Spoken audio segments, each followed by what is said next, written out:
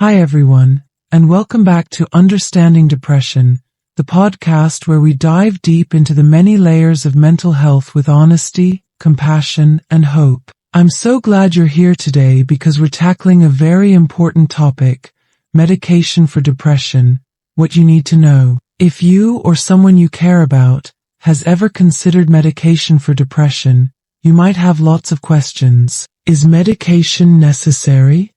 How does it work? What are the side effects? And is it really the right path for everyone? Today we're going to walk through all these questions, gently, thoroughly, and without judgment, because understanding your options is a big part of taking care of your mental health. So make yourself comfortable, maybe grab a cup of tea, and let's take this journey together. And hey, if you find this episode helpful, don't forget to like, comment, subscribe, and share it with anyone who might need it. Let's keep spreading knowledge and compassion. Alright, let's dive in. First things first, why are medications even used for depression?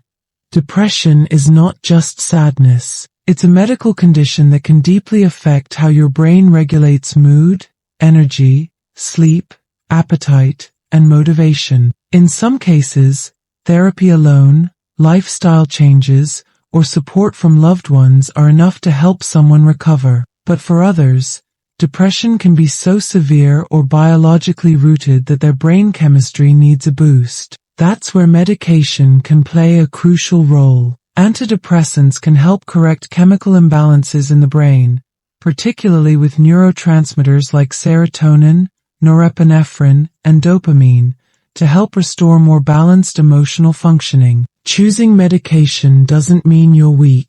It doesn't mean you're giving up. It simply means you're using a tool available to you, like using crutches when you have a broken leg, or insulin if you have diabetes. Mental health, and sometimes health needs medical support. Now let's talk about the types of medications typically used to treat depression. There are several classes of antidepressants, and each works a little differently. Selective serotonin reuptake inhibitors, SSRIs examples include fluoxetine, Prozac, sertraline, Zoloft, and escitalopram, Lexapro. SSRIs are often the first choice because they generally have fewer side effects compared to older antidepressants. Serotonin and norepinephrine reuptake inhibitors, SNRIs examples are venlafaxine, Effexor, and duloxetine, Cymbalta. These target both serotonin and norepinephrine, and they can be helpful for both mood and physical pain symptoms. Tricyclic antidepressants, TCAs, older medications like amitriptyline and nortriptyline. They're sometimes used when other treatments haven't worked but can have more side effects.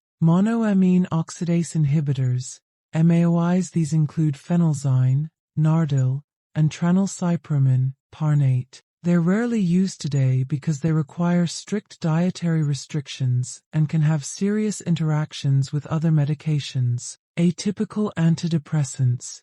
These don't fit neatly into the other categories. Examples include bupropion, Wellbutrin, and mirtazapine, Remeron. Each type has its pros and cons, and what works for one person might not work for another.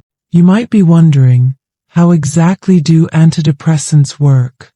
While the full science is still evolving, most antidepressants influence the levels or activity of certain neurotransmitters in the brain, mainly serotonin, norepinephrine, and dopamine. Think of neurotransmitters as chemical messengers. In depression, these messengers may be imbalanced, misfiring, or simply depleted. Antidepressants help restore more normal communication between neurons, which can lift mood, improve energy, and help with sleep and appetite over time. It's important to know that antidepressants are not instant fixes. They usually take about 2 to 6 weeks to show noticeable benefits, and sometimes, it's a journey of trial and error to find the right medication at the right dose. Patience is key. Like any medication, antidepressants can come with side effects. Common ones include nausea, sleepiness or insomnia, dry mouth, weight gain or loss, sexual side effects, headaches, anxiety. When starting, these side effects often lessen after the first few weeks.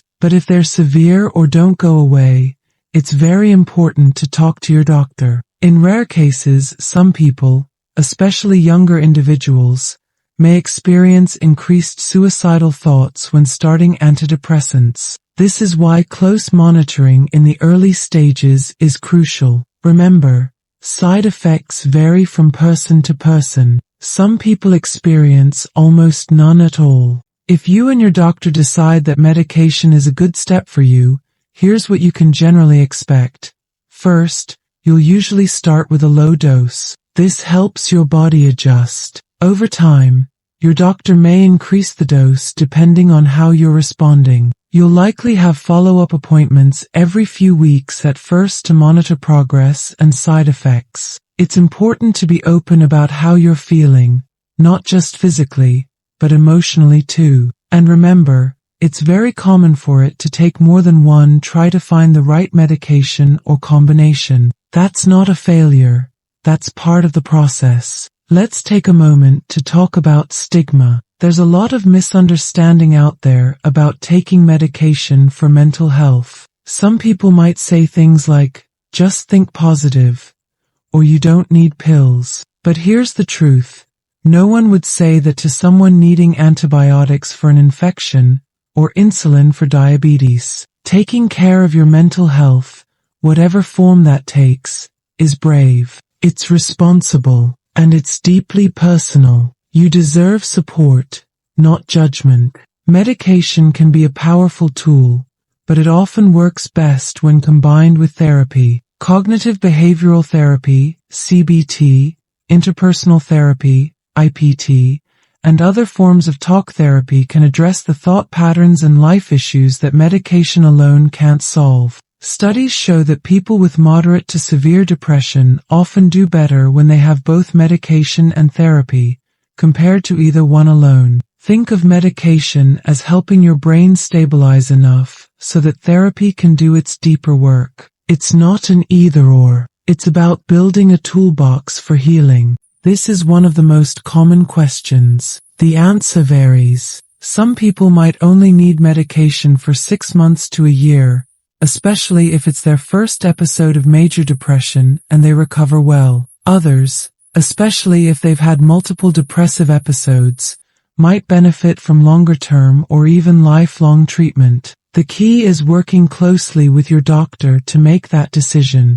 Never stop medication abruptly without medical guidance. That can cause withdrawal symptoms or relapse. Tapering down slowly, under supervision, is the safest approach if and when it's time. Even with medication, self-care and lifestyle habits play a huge role in managing depression. Regular exercise, nutritious food, healthy sleep routines, meaningful social connections, mindfulness practices, all of these support recovery. Medication helps level the playing field, but healing is a holistic journey. Think of it like a three-legged stool. Medication, therapy, and self-care together create stability. If you're considering medication, or if you're already on it and questioning your journey, I want you to hear this clearly. You are not broken. You are not weak. You are doing what you need to heal. There is no shame in getting help.